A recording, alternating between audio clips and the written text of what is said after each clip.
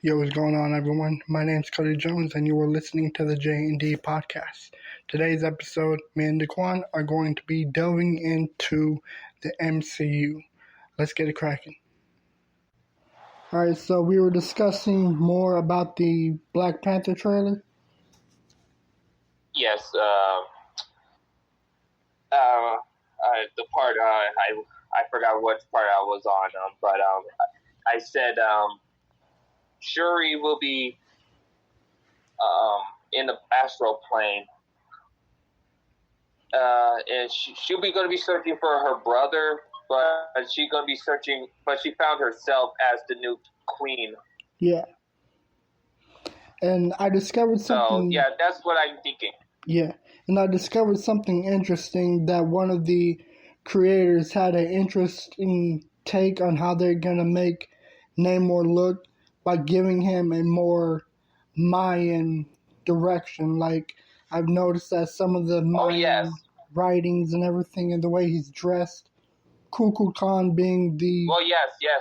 Yeah, I think that's a really interesting because, back in 1940s, Namor, he was the first of the first heroes before Aquaman.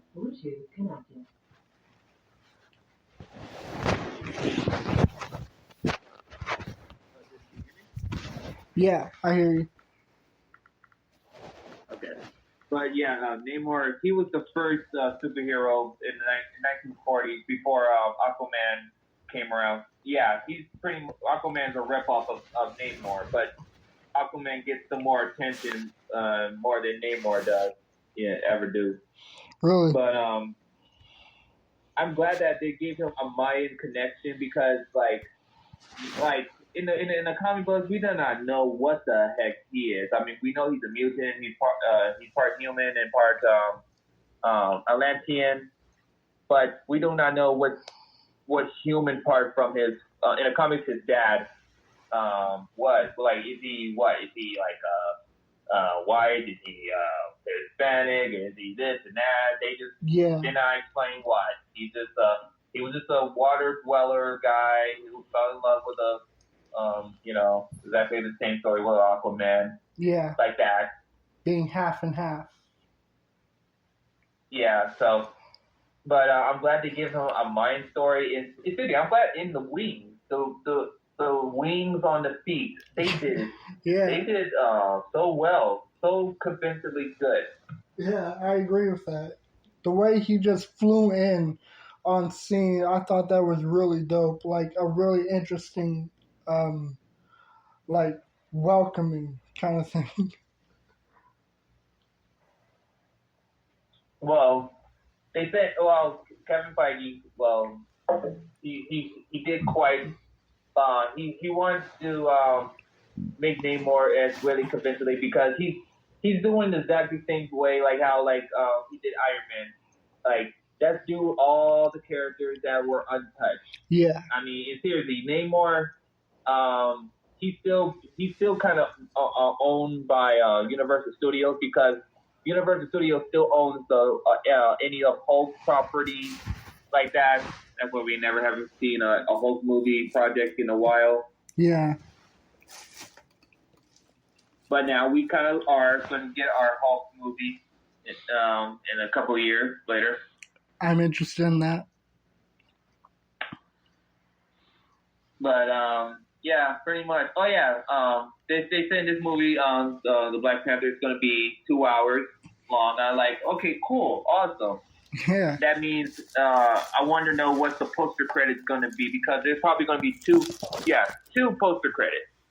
I hope the first one will be the reveal of Dr. Doom because now the Fantastic Four could be coming arrive pretty soon, just like the X-Men are. Yeah. Like slowly, but not.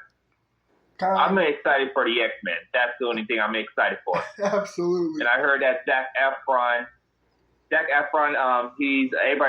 heard rumors that Zac Efron's getting ready to play Wolverine. And like, oh, okay, maybe. I thought it was gonna be tearing. I mean, I'd rather pick Henry Cavill, but I take it back. I see Henry Cavill as Captain Britain. I mean, yeah. Yeah. Plus, he already has a character coming in, which is last time I checked was another Greek character that was referenced in She-Hulk, which I'm still currently watching.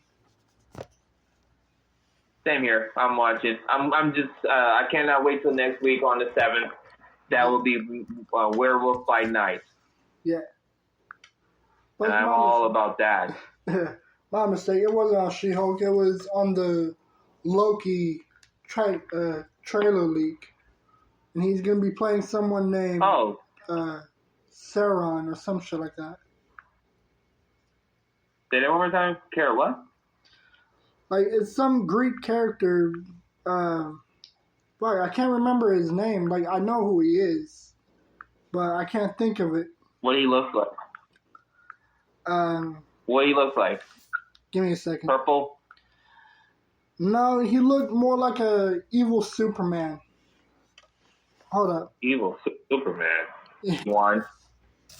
Yeah, I think. But whatever. Now. Yeah, I do love how like the Marvel is bringing more universe characters, kind of like they did with the Black Adam trailer. How they have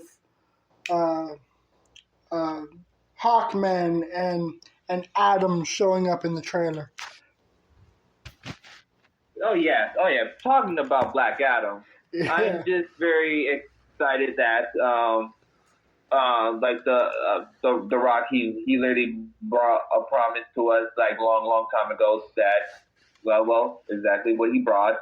Playing Black Adam that's the really greatest thing to do, because like when Shazam came out, I even told my mother that they're gonna make a Black Adam, and this because we will get our battle between Shazam and Superman. Yeah, I think that shit would be iconic. And seriously, of course it will be iconic. It's between super versus super. Yeah, exactly. And I mean, seriously, Batman don't have to get involved. He could just let them fight. Yeah. And dude, as long as they don't bring it over here to Gotham, this is my territory. Yeah. And that's another thing with the DC universe. I'm really hoping that they make a Dark Side Justice League movie, because the way the Snyder Cut okay. I don't know that's gonna happen yet, because after what happened with the Batgirl situation, things are gonna be slightly different now, because the Flash is still going, and because the reason why the Flash wasn't didn't give the Batgirl treatment. Because the Flash is the only movie that can fix this type of universe, can get fix this DCEU and give it a new 52 universe, like the comic. Yeah. The infamous Crisis, like how the Arrowverse, the way how they did it. I can't really say I would know. So, I didn't see the Arrowverse. I've been planning to, but I've been falling behind. I didn't too, but I know. But I read. I read about what they were doing. They were ripping from the book from the infamous Crisis. I read the book and okay, now I understand. Okay. But if the DCEU go like that, but not like the infamous Crisis where it had to do with the whole universe.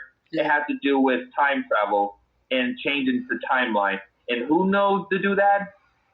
Barry. Exactly. So I know what they're going to do with the Flash movie. When it comes out, Barry's going to do his thing, going to go back in time, go save his mother. And then when he do that, things going to be slightly different. He won't have the power, and he has to go to a Batman, and it's going to be the 1989 Batman. Michael going to help him, and then he's going to find another Flash that looks different like him. And I'm clearly going to be saying that's the reverse Flash. Yeah. I know it. and also we're gonna have Supergirl, but just it's like Clark, but just as a female, because we haven't got like his cousin there yet. Mm-hmm. Or probably we might see his cousin in this one. Yeah. So I kind of want them to pick. And this is how it's gonna go on. I was gonna say I kind of do hope that if they continue to make a Flash movie, maybe after this one, that they pick the TV series Actually, Flash. it's gonna. Oh yeah, definitely. But I'm saying like this: when the movie, when it's all over, when Barry he fixed the timeline to go back, things are gonna be slightly different too, because like that's including Flash himself. He's gonna be different too. That means we probably might have a different actor replacing Ezra Miller. Yeah. And some of the other characters too. Yeah. I do hope that he gets professional help after this. Yeah, I mean, knowing this guy, I mean, like, seriously, watching the first movie that comes to my mind is we need to talk about Kevin. That's a literally clear sign right there. Like, this guy, he's gonna do something crazy years later. Yeah. I mean, if playing a serious role when you're really that young is really crazy. Yeah. But I'm glad that DC, even like the new DC owner, who's also going to be changing HBO Max to HBO Discovery. What? I didn't hear about this. What the hell?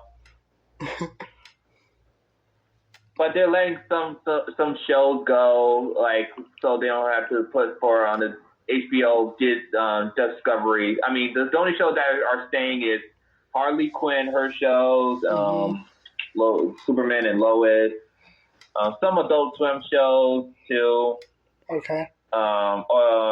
They canceled Gumball the movie. I guess we're never gonna get see that movie anyway. I guess we're never gonna see that movie anyway in the first place. Oh my gosh. I mean, I know that's like damn. Like it got me thinking like when Ed and Eddie they have their movie and like what if like Cartoon Network canceled it before it even like got on TV? Yeah, and the way it ended was like the biggest cliffhanger on Cartoon Network. It was that ending when like what's his nemesis or whatever Kevin whatever. Yeah. Ron fell inside of the I don't know the tunnel of lost forgotten shows or something. I don't know. Yeah, man. That was the most cliffhanger. It's like what the heck? Yeah, man. It's like I mean, seriously, whoever canceled it, you gotta be ashamed of yourself. You cannot leave your fans like that. Yeah. That's like Courage the Cowardly Dog, his ending went, and we were like, what the heck? Yeah. I mean, they need to get their shit like The fixed. Sopranos. No. I wouldn't know. I never seen I Sopranos. think of The Sopranos. Yeah, their ending was fucked up. I wouldn't know. No, really effed up. Really effed up. Yeah. Because like how Family Guy Stewie was like. If you remember the episode where Stewie was he killed Lois and all that stuff, but at the end of the second episode, it was all just a simulation dream. Yeah, I just got done watching Dahmer, and oh my gosh, that storyline was so fucked. Like, damn, I mean, he really fucking had issues. It was. But there's some things that flew over my head, like the yellow contact lens. Yeah. Anyways, man, it was fun chopping it up with you, man. It's really fun talking about MCU stuff. And to the listeners, I hope y'all are digging this first episode, and we got plenty more coming in every Sunday. Anything you want to add before we end this? Everybody, and keep your eyes open for bad people, everybody. I mean,